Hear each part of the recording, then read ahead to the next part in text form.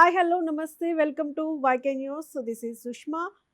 జ్యోతిరావు పూలే జయంతి సందర్భంగా YK TV నిర్వహిస్తున్న బీసీ గలం కార్యక్రమం నిరంతరాయంగా 12 గంటల పాటు లైవ్ మారథాన్ నిర్వహించడం జరుగుతోంది. ఈరోజు మన లైవ్‌కి డాక్టర్ ఉపేంద్ర కర్నే గారు, former superintendent of the Sarojini Devi eye hospital and also he is professor and HOD.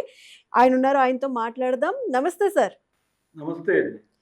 మనం ఈరోజు పూలే గారిని స్మరించుకుంటూ, పూలే గారి జయంతి సందర్భంగా మనం ఈ కార్యక్రమం నిర్వహించుకోవడం జరుగుతోంది సార్. పూలే గారి గురించి మీ వాయిస్ ఒక 2 మాటల్లో చెప్పండి సార్. పూలే గారి గురించి వారు లో సోషియో ఎకనామిక్ లో ఉండేటటువంటి, ఫర్ ఎగ్జాంపుల్ మా సంచార జాతులలో ఉండేటటువంటి వాళ్ళను తీసుకొని ఒక్కొక్కరికి విద్య, తర్వాత సాంఘికంగా, సామాజికంగా, ఆర్థికంగా అన్నీ వాళ్ళకు నాలెడ్జ్ వచ్చేటట్టు చేసిన మహనీయుడు జ్యోతిరావు పూలే గారు. సార్, ఇప్పుడు మనం మీ కమ్యూనిటీ గురించి మాట్లాడుకుంటే వీరభద్రియ కమ్యూనిటీ అని చెప్పారు. మీ కమ్యూనిటీలో కుల వృత్తుల వాళ్ళు ఉన్నారా? అంటే రాష్ట్ర వ్యాప్తంగా సుమారుగా జనాభా ఎంతవరకు ఉంటుంది మీ కమ్యూనిటీ? మా కులము అతి చిన్న కులము, సంచార జాతిలో చెందినటువంటి వీరభద్రియ కులం. ఫస్ట్ దీనిని నెట్టికోతల వీరముష్టిగా అనేవారు. దానిని మేము మా పెద్దలందరూ కలిసి వీరభద్రియగా చేంజ్ చేసుకున్నాం. అది గవర్నమెంట్ జీవో నెంబర్ 15 and 16లలో గెజిట్ నోటిఫికేషన్లో వెలువడటం జరిగింది. తెలంగాణ ప్రభుత్వ కులం ఎంబీసీ జాబితాలో క్రమ సంఖ్యలో 15లో చేర్చబడటం జరిగింది. మా కులము విద్య, ఉద్యోగ, ఆర్థిక, సామాజిక మరియు రాజకీయ పరంగా పూర్తిగా వెనుకబడటం, అట్టడుగు స్థానంలో ఉండటం జరిగింది. ఇంతే కాకుండా సంచార జాతి కావటం కూడా మరొక కారణము. సో మా కులములో 1% కూడా చదువుకున్న వాళ్ళు లేరు. 10వ తరగతి చదువుకున్న వాళ్ళు కూడా మహా ఉంటే 0.5% ఉంటారు. కావున మా పిల్లలకు ప్రత్యేక గురుకులాలను కేటాయించి పరీక్షలతో నిమిత్తం లేకుండా నీటిని కేటాయిస్తే మా వాళ్ళు డాక్టరు చదువుకోవటానికి కానీ, ఇంజనీరింగ్ చదువుకోవటానికి కానీ, ఇతర అన్ని చదువులను చదువుకోవటానికి వీలు పడుతుందని మా అభిప్రాయం. ఎస్. అలాగే బీసీల చట్టం గురించి మాట్లాడుకుంటే బీసీ రక్షణ చట్టం అమలు గురించి మీరేమంటారు? బీసీ రక్షణ గురించి ఖచ్చితంగా దాన్ని అమలు చేయాల్సిన అవసరం ఉంది. ఎందుకంటే మేము అన్నిట్లో వెనుకబడినాం కాబట్టి అది ఖచ్చితంగా అమలు చేయాలన్నాం. ఎస్. అంటే కులగణన ఆవశ్యకత ఎంతవరకు ఉంది సార్? మా కులము అనేది అన్నిట్లలో, అన్ని రాష్ట్రాలలో ఉన్నది, కానీ చాలా తక్కువగా ఉంది. ఎక్కువగా తెలంగాణలో ఉన్నటువంటి హైదరాబాద్ అంటే రాజధానిలో మాత్రము ఎక్కువ పర్సెంటేజ్ ఉంది. డిస్ట్రిక్ట్ హెడ్ క్వార్టర్లలో ఉంటారు. ముఖ్యంగా మేము చేసే వృత్తి స్టార్టింగ్ మమ్మల్ని క్రిమినల్ ట్రైబ్స్ అనేవాళ్ళు, ఆ తర్వాత దాన్ని రూపాంతరం చెంది సంచార జాతులుగా మారింది. మేము దేశాటన చేర్చుకుంటూ వైశ్యులను వీరనాట్యం అనే నృత్యముతోటి మరియు వీరంగం అనేటటువంటి నృత్యముతోటి వాళ్ళ దగ్గర అడుక్కునే వాళ్ళం ఫస్ట్ స్టార్టింగ్లో. అట్లే వాళ్ళతోటి దీర్ఘకాలిక సావాసం ఉండటం వల్ల మాకు వాళ్ళు చేసే బిజినెస్, వృత్తిరీత్యా వ్యాపారాలన్నీ మాకు కూడా అబ్బి మేము ఇప్పుడు మా వాళ్ళందరూ అల్యూమినియం, ఇత్తడి, స్టీల్ బాసనలన్నీ ఒక గంపలో పెట్టుకొని ఊరూర తిరుగుకుంటూ అమ్ముకొని జీవనం సాగిస్తున్నారు. చాలా కటిక దరిద్రాన్ని అనుభవిస్తున్నారు మా వాళ్ళంతా.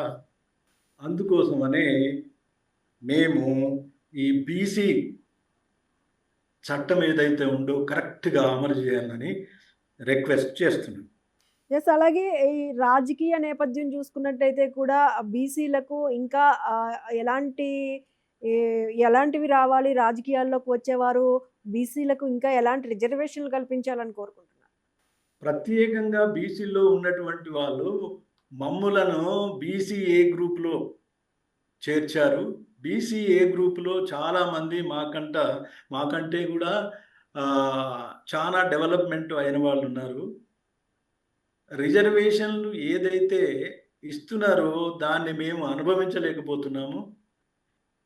చాలా వెరీ రేర్గా 0.5% కూడా రిజర్వేషన్ మేము తీసుకోగలిగిన పరిస్థితిలో లేము.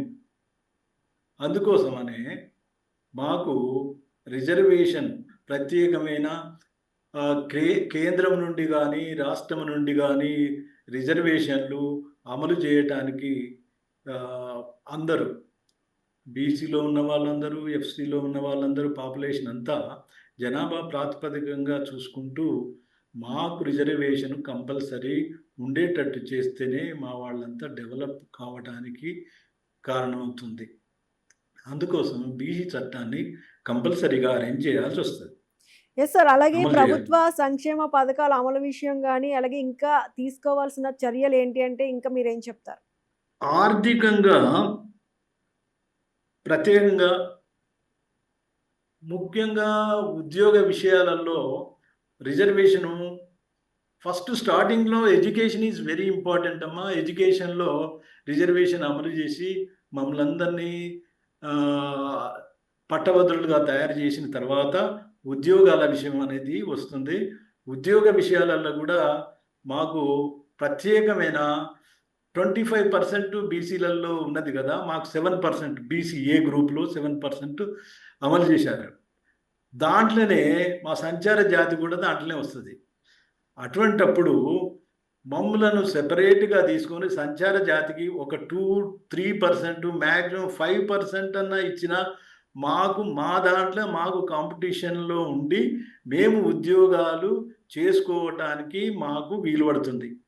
అట్లా కాకుండా వీళ్ళందరితోటి కాంపిటీషన్లో మేము రావాలంటే కష్టంగా ఉంటుందమ్మా. రిజర్వేషన్ మాకు సెపరేట్గా ఇవ్వాలని గురుకులాలలో గురుకుల పాఠశాలల్లో, కాలేజీలలో అన్నిట్లలో రిజర్వేషన్ సంచార జాతులకు సెపరేట్గా, వీరభద్రియ కులానికి సెపరేట్గా అమలు చేయాలని మేము ఆశిస్తున్నాము. Yes sir. ఫైనల్‌గా చూసుకున్నట్టయితే వైకే టీవీ ఇనిషియేట్ తీసుకుని జ్యోతిరావు పూలే జయంతి సందర్భంగా ఈ బీసీ గళం అనే కార్యక్రమాన్ని నిర్వహించడం జరుగుతోంది. వైకే టీవీ తరపు నుంచి మీరు ఫైనల్‌గా ప్రేక్షకులకు ఏం చెప్పాలనుకుంటున్నారు సార్? ప్రేక్షకులకు చెప్పేది ఏంటంటే బీసీ చట్టాన్ని కంపల్సరీ అమలు చేయాలని మేము కోరుతున్నాం. That is very very important. And మేము ఇంకా మా దగ్గర ఎవరైతే అన్ఎడ్యుకేటెడ్ పిల్లలు ఉన్న వాళ్ళను మేము ఊరూరా తిరుపుకుంటూ కూడా వాళ్ళకి డిస్ట్రిక్ట్ హెడ్ క్వార్టర్లో ఉన్న వాళ్ళను, విలేజ్ లెవెల్లో ఉన్న వాళ్ళను ఎడ్యుకేట్ చేయడానికి మేము ట్రై చేస్తాం. చేసినాము కూడా ఇదివరకు ఇంతకు ముందు. యాక్చువల్గా ఇప్పటి వరకు వాళ్ళకు వాట్సాప్లో ఏముంటుంది అనేది వాళ్ళకు తెలియకపోతుండే. మేము రీసెంట్గా ఇవన్నీ తీసుకొని వాళ్ళకి ఎడ్యుకేషన్ ప్రతి ఒక్కటి, ఫర్ ఎగ్జాంపుల్ పూలే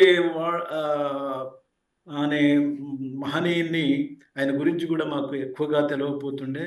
వారి భార్య గురించి కూడా మాకు అసలే తెలియకపోతుండే.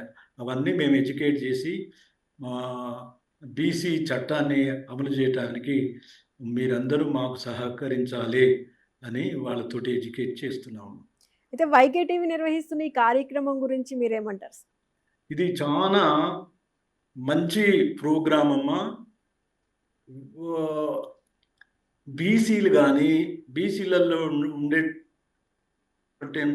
ప్రతి ఒక్క క్యాస్ట్లో ఉండేటటువంటి వాళ్ళందరూ దీన్ని ఉపయోగించుకొని ఎడ్యుకేట్ అవుతారని, అంటే సాంఘికంగా ముందుకు వస్తారు, లేకపోతే ఆర్థికంగా చూసుకుంటారు, ఇవన్నీ ఉంటాయి. కాబట్టి ఇది చాలా మంచి ప్రోగ్రాము.